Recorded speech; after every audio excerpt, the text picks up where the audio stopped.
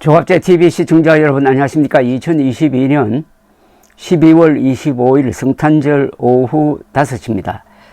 요새 우크라이나 사태를 보면서 1950년 한국 전쟁 때의 모습과 비교하게 됩니다. 미국과 나토 국가가 아주 적극적으로 우크라이나를 돕고 있습니다. 우크라이나 국민 전체가 들고 일어나 가지고 압도적 무력을 가진 러시아를 상대로 잘 싸우고 있습니다. 그런데 1950년과 달리 외국 군대 어느 누구도 우크라이나 땅에 와서 대신 싸워주지 않습니다. 유엔군도 없고 나토군도 없습니다. 그러니까 파병이 없다는 거죠. 그런 점에서는 우크라이나 군대가 1950년의 한국 사람들보다는 좀 외롭게 싸우고 있습니다. 미국이 수백억 달러의 군사 원조를 하고 있고 그것이 우크라이나로 하여금 저렇게 버티게 하는데 미국도 파병은 하지 않습니다. 군인들을 안 보낸다 이겁니다. 젤렌스키 우크라이나 대통령이 며칠 전에 미국을 방문해 가지고 의회에서 감동적인 연설을 했습니다. 그럼에도 별로 많은 것을 얻어가지는 못했습니다. 지금 젤렌스키는 사실은 비행기도 보내주면 좋겠고 또 고성능 미사일도 보내주면 좋겠는데 미국이 그렇게는 하지 않습니다. 그걸 보면서 1950년 6월 25일 대한민국이 남침을 당해가지고 목숨이 경각에 붙어 있을 때 어떻게 해서 트루만 대통령은 즉각 파병을 결정을 했고 남침 10일 뒤에 바로 미군이 한국에 와서 오산근방에서 북한군과 최초의 교전을 합니다. 얼마나 빠릅니까? 남침 10일 만에 미군이 한국에 전개되었다 이겁니다. 어떻게 이럴 수가 있을까? 지금 생각해도 신비하고 이게 세계 역사에서 없는 일입니다. 그때 미국과 한국은 동맹관계도 아니었습니다. 군사동맹이 없었습니다. 주한미군 다 철수했습니다. 군사 고문관들만 남아 있었습니다. 조약상의 의무도 없고 영토상의 문제도 없습니다. 한반도가 공산화된다고 해가지고 미국이 뭐 결정적 타격을 받을 일도 없었습니다. 그런데 어떻게 그렇게 신속하게 파병을 했을까요? 그것은 당시 미국이란 나라를 이해해야 합니다. 당시 미국은 인류 역사상 최고의 국가가 되어 있었습니다. 가장 위대한 강대국이 되어 있었습니다. 힘만 센 것이 아니라 가장 도덕적으로 높은 수준, 도덕적으로 높다는 것은 용감하기도 하고 착하기도 했다는 뜻입니다. 착하기만 하면은 뭐합니까? 강하기만 하면은 독재 아닙니까? 1950년의 미국은 가장 강력하고 가장 선한 나라였습니다. 그런 나라의 국가 지도부가 일치단결해가지고 신속하게 파병을 결심을 했습니다. 그 바탕은 자유를 지킨다는 겁니다. 자유라는 것은 어느 한 나라만의 자유가 아니다. 세계 어느 나라의 자유도 같이 소중한 것이다. 이런 보편적 자유의 가치를 바로 행동으로 옮긴 겁니다. 이게 대단한 거죠. 행동으로 옮긴 겁니다. 말로 하기가 좋죠. 자유는 보편적 가치가 있으니까 그것은 인간 본연의 성격이고 어떤 경우에도 말살할 수 없는 것이다. 뭐 이런 말을 하는 건 좋은데 그걸 지키기 위해서 자국의 젊은이들을 알지도 못하는 나라의 만나본 적도 없는 사람들을 지키기 위해서 연인은 200만 명이나 파병해가지고 5만 4천 명이 죽고 10만 명이 다치도록 만드는 나라, 이런 나라가 도대체 있을 수가 있습니까? 그런데 문재인을 비롯해가지고 지금 민주당 세력은 그런 미국을 미워합니다. 오히려 김일성 세력을 좋아하든지 굴복하는 이런 나쁜 집단이 있을까요? 파병을 결심했던 1950년의 미국의 국가지도부와 문재인 정권의 도덕성을 비교하면은 이거는 개돼지하고 저 천사 정도의 차이 아닐까요? 그런데 그때 미국 국가지도부는 그 무슨 대통령이나 군인들만 그래 했던 것이 아닙니다. 언론인들도 굉장한 도덕성을 가지고 있었다는 것을 증명하는 이 문장이 하나 있어가지고 이걸 소개를 해 드리려고 그럽니다. 미국 언론인 중에 드류 피어슨이라는 사람이 있습니다. 드류 피어슨이라 하면 당대의 대표적 칼럼니스트고 아주 반골 기자였습니다. 이분은 1932년부터 69년까지 그러니까 37년 동안 메리고라운드 회전 목마라는 제목으로 칼럼을 썼고 이를 여러 신문사 등에 유료로 판매를 했습니다. 칼럼을 받아간 언론사별로 약간씩 손을 댄 경우가 있습니다. 지금부터 소개해 드리려고 하는 이 글의 원전은 미국 아메리칸 대학교 디지털 기록연구소에 있는 자료입니다. 이 칼럼이 게재된 날은 1950년 7월 19일인데 이때는 대전이 공산군에 의해서 포위되고 있던 그리고 정부는 대구로 옮긴 그런 경황 없는 때였습니다. 북한이 남침의 여세를 몰아가지고 승승장구하고 있을 때였습니다. 드류 피어스는 아들에게 쓰는 편지 형식을 빌어가지고 한국전쟁이 세계 역사의 전환점이 될 것이라고 예언을 합니다. 징병 연령이 된 세대가 1차 세계대전과 2차 세계대전에서 이루지 못한 영구적 평화를 이룰 그런 계기가 될 것 같으니까 대의를 위해서 아들도 전선으로 가야 한다고 권유하는 글입니다. 18살 된 아들에게 쓰는 편지식으로 말하자면 참전 권유문입니다. 18살 된 아들들어 한국전에 가야 된다고 하는 사람이 평소에는 미국 정부를 매우 비판했던 반골 기자 드류 피어슨이라는 점에서 이 글이 눈에 확 띄었습니다.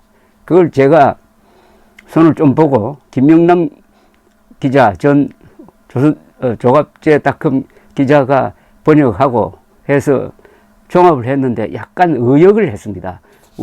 그러나 그 뜻은 그대로니까 한번 들어봐 주시기 바랍니다. 지금부터 드류 피어슨 기자가 18살 된 아들에게 보낸 편지문입니다. 워싱턴 1950년 7월 17일 사랑하는 아들아, 축축하게 비가 내리는 자정 잠자리에 들 수가 없구나. 서재 타자기 앞에 앉아 있는데 고양이들이 잠옷을 입은 내 다리 위로 기어 올라오려 하고 있단다.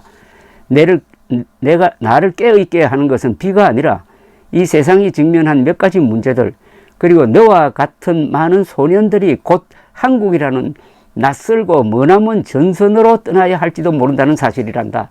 그래서 나는 곧 18번째 생일을 맞는 너와 같은 또래들이 인생을 설계하는 데 있어서 어떤 생각을 갖고 있는지 궁금해졌단다. 말 그대로 머리 위에 칼이 매달려 있는 것과 같은 조건 하에서 말이다. 나도 이런 데 대해서는 조금은 알고 있지. 우리나라가 1차 세계대전에 참전하기로 결정했을 때 나는 대학교에 다녔거든. 미국이 오랜만에 치른 첫 번째 전쟁이었고 우리들에게는 영광스럽고 흥미로운 모험으로 여겨졌단다. 우리는 그때 이 전쟁이 다른 일련의 전쟁의 시작일 뿐이라는 사실을 몰랐단다. 우리는 열병식과 국민적 열광을 즐겼지. 그러다가 휴전을 알리는 호루라기가 울렸을 때 장교 훈련소로 뽑혀가 있던 우리는 실망이 컸었단다. 그걸 생생하게 기억한다. 우리는 종전 유서가 사실이 아니길 바라면서 훈련을 계속했었단다. 하지만 너희 소년들은 우리보다 훨씬 세련된 세대야. 우리나라는 2번의 큰 전쟁을 치렀고 뒤이어 한국이라는 곳에서 피투성이의 참혹한 전쟁이 터졌단다. 나는 한국에 가 있는 미군 중위 한 명이 내 평생 이렇게 쓸모없는 빌어먹을 전쟁은 본 적이 없다고 말한 것을 딱히 비난하지 않는단다. 8,000마일 떨어진 낯선 땅에서 낯선 사람들을 지키기 위해 위험하게 싸우는 것이 쓸모없는 일이라고 생각할 수 있다는 점은 잘 이해할 수 있다. 그런데 나는 1950년이라는 해가 한국전쟁이라는 이유로 역사에 남게 될 것이라는 예감이 든다. 내가 지나치게 낙관적인 사람이기 때문이 아니야. 이 전쟁이 미래의 전쟁을 막고 화학과 평화의 새로운 시대를 열 것 같은 느낌이다. 외국에서는 우리를 멍청이, 즉 엉클 셉이라고 부르기도 해. 미국에서도 시카고 트리뷴 같은 사람들이 우리를 그렇게 부르기도 한단다. 우리가 돈과 음식, 철강, 그리고 이제는 생명까지 다른 사람들에게 내어주는 현실을 모르는 바보라는 것이지. 하지만 예수 그리스도라는 이름의 사람이 있었는데 그 역시도 사실상 엉클 셉으로 불려서 그 역시 비실용적인 선각자로 낙인 찍혔지만 그의 가르침은 인류가 그 이후로 고군분투하고 있는 하나의 목표를 만들어내서 미국 마샬 플랜 등 여러 방식으로 우리의 이웃들에게 도움을 주었단다. 나는 미국이 2000년 전 예수 그리스도가 산상수훈에서 내린 위대한 가르침 이후 그 어느 때보다도 이를 실천적으로 이행하는 수준에 가까운 나라가 되었다고 말하고 싶은데 내가 너무 낙관적이기 때문이라고 생각하지는 않는단다. 내가 알다시피 나는 꽤 비판적인 신문기자로 알려져 있단다. 우리 정부나 국가의 잘못을 지적하는 것을 주저하지 않기 때문이다. 미국은 그런 결점이 있음에도 불구하고 나는 우리나라가 지금 이 순간 이상주의와 이타주의 그리고 힘의 정점에 도달했음을 절실하게 느끼고 있단다. 세계 어디에서도 볼 수 없는 수준에 이른 것이지. 우리는 이런 수준에 도달했지만은 그런 덕목을 곧 잃게 될 수도 있어. 위대한 제국들은 생겨났다가 사라지곤 했지. 너무 유약해졌거나 너무 멍청해졌거나 너무 강력해졌기 때문에 그리고 그들의 힘을 물질주의적인 정복에 사용했고 무장력에만 기반을 두었기 때문에 몰락했단다. 이상보다 이기주의를 앞세우다가 무너지게 된 거지.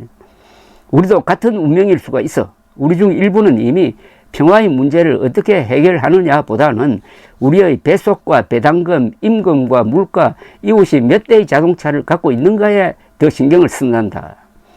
필라델피아 출신 도널드 서먼 중위가 한국 정선에서 기자들에게 미국 공군에 입대한 이유가 돈을 받아 필라델피아에 오두막을 짓고 싶어서라고 말했을 때 나는 그렇게 놀랍지도 않았단다. 그래서 어쩌면 우리에겐 한국이 필요했을지도 몰라. 우리가 너무 유약해지거나 이기적이고 물질주의적이 되는 것을 막기 위해서 한국이 필요했을지 모른다. 무엇보다도 한국이 필요했던 것은 침략자에 맞서 세계가 단결하는 본보기로 삼을 기회가 왔기 때문이란다. 이제 막 입대할 나이가 다가오는 너희 소년들이 기억해야 할 것은 한국전 참전이라는 결정이 지금이 됐든 얼마 후가 됐든 언젠가는 내려질 것이었다는 점이야. 국가라는 것은 끊임없이 전쟁을 위협하는 국가와는 함께 살 수 없단다. 한 국가가 자신들의 정치적 신조에 복종하지 않는 사람들을 괴롭히고 그들을 상대로 무장을 하고 그리고 침략하겠다고 위협한다면 자유세계는 존재할 수 없단다. 특히 너를 비롯해 우리가 명심해야 할 것은 자유인의 짐, 즉 세상을 자유롭게 유지해야 할 자유인의 의무야. 두 개의 대양으로 보호받았고 다른 국가들에 대하여 신경 안 쓰고 우리의 길만을 걸어갈 수 있었던 시절이 있었단다. 그런 시절은 원자폭탄과 장거리 전투기로 인해 끝나버렸어. 그렇기 때문에 세계 어디서든 사건이 생기면 전염병처럼 여기에 있는 우리에게도 영향을 끼치게 되어 있어.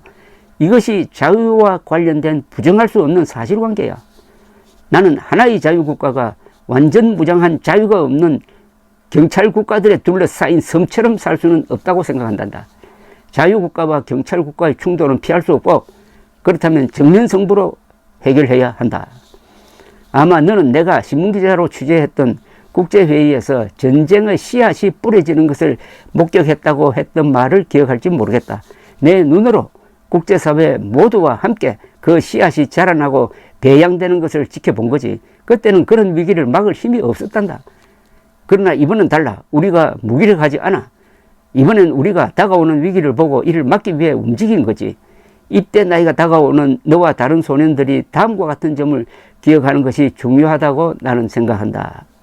오늘날 세계의 그 어떤 국가도 우리와 같은 희생정신, 용기 그리고 이상을 갖고 있지 않다는 사실, 우리가 계속 이렇게 나아가야 한다는 점, 그러므로 이 한국전쟁은 비록 멀고 힘들며 반갑지 않은 전쟁이지만 이 세기의 정중앙인 1950년이라는 해에 위대한 전환점이 될 수 있단다. 우리가 국제경찰력과 국제적 권위를 구축하여 미래의 모든 전쟁을 막을 수 있도록 한다면 말이다. 너희 세대는 우리 세대보다 훨씬 더 똑똑하니 우리가 실패한 곳에서 성공할 수 있다고 믿는다. 사랑하는 너희 아빠가 어떻습니까? 요지는 이겁니다. 1950년에 미국은 가장 용감한 나라이고 가장 강력한 나라이고 그리고 자유를 지키기 위해서는 희생을 겁내지 않는 그런 나라가 되었다. 그리고 나의 예감으로는 1950년이 한국전쟁이 세계사의 분수령이 될 것 같다. 여기에 젊은이가 참전하는 것은 자유인의 의무다 이겁니다. 그런데 놀라운 사실은 역시 위대한 언론인의 통찰력입니다. 1950년이 세계사의 분수령이 되었습니다. 무슨 뜻이냐? 미국의 도움으로, 유엔군의 도움으로, 그리고 무엇보다도 우리 국군, 이승만 대통령, 국민 전체가 똘똘 뭉쳐가지고 스탈린, 모택동, 김일성이 합작한 남침 기습 전쟁에 맞서서 3년 동안 싸운 결과로서 무슨 일이 일어났습니까? 첫째, 대만이 살았습니다. 미국이 칠함대를 보내서 그전에는 포기했던 대만을 지키기로 결심을 합니다. 그리고 전쟁 특수로 일본이 경제 부흥을 합니다. 동시에 그동안 농업국가로 만들어버리려고 했던 독일을 재무장시킵니다. 나토가 느슨한 협의체에서 지금과 같은 군사 동맹체로 커집니다. 강력해집니다. 그리고 트루만 대통령은 소련을 상대로 본격적인 군비 경쟁에 돌입합니다. 군사비를 4배로 늘려버립니다. 그리고 대한민국이 살아남아서 번영을 합니다. 유라시아 대륙 전체가 거의 대부분이 공산화되었는데 그 끝에 꼭지처럼 붙어있는 대한민국이 휴전선 남쪽을 지키면서 여기서 산업화에도 성공하고 민주화에도 성공합니다. 그리고 1988년 그 대한민국 서울에서 서울올림픽이 열립니다. 서울올림픽에 공산국가가 참여합니다. 중국도, 동구권도, 소련도 거기서 생중계를 통해서 대한민국의 발전된 모습을 본 소련 사람, 동구권 사람들이 우리는 이건 뭐냐? 거지 같은 나라. 완전히 노예국가로 알려져 있었던 미국의 종으로 알려져 있었던 한국이 저렇게 번영할 동안 우리는 뭐냐? 뭘 했느냐? 문제의식을 갖게 됩니다. 그 1년 뒤에 1989년에 그 사람들이 거리로 뛰어나와가지고 결국 차례로 동북 공산국가를 무너뜨리게 되는 거죠. 6.25의 저항 그리고 서울올림픽 이 두 개는 한국 사람들이 이룩한 위대한 업적입니다. 6.25 저항과 서울올림픽을 통해서 우리는 결국 뭘 했습니까? 우리를 도와주었던 세계에 기여해가지고 세계 전체의 자유를 위해서 우리가 그만한 보답을 한 겁니다. 우리가 외국 군인들의 목숨 덕분에 살아났다고 자책만 하지 말고 우리가 잘한 것도 이제는 칭찬해야 됩니다. 자랑해야 됩니다. 그런 점에서 1950년 드루 피어슨이라는 이 유명한 기자가 이 올해가 세계사의 결정적 순간이 될 것이다 라고 했던 게 정확했습니다. 1950년의 항전에 의해서 그 40년 뒤에 동구 공산권이 무너지게 되었습니다. 다만 북한이 남았습니다. 그것은 우리 실력으로 해결하면 됩니다. 그런 점에서 제가 읽어드린 이 명문은 역사성이 있는 통찰력이 있는 예지력이 있는 글입니다. 과거를 분석하는 글은 쉽습니다. 그러나 다가올 미래를 예측하는 글은 참 어렵습니다. 그런 점에서 드루 피어슨의 이 글을 제가 조갑제닷컴에 올려놓았으니까 프린트를 해가지고 여러분들 많이 나눠 보시고 위로를 받고 용기를 얻게 되기를 바랍니다. 감사합니다.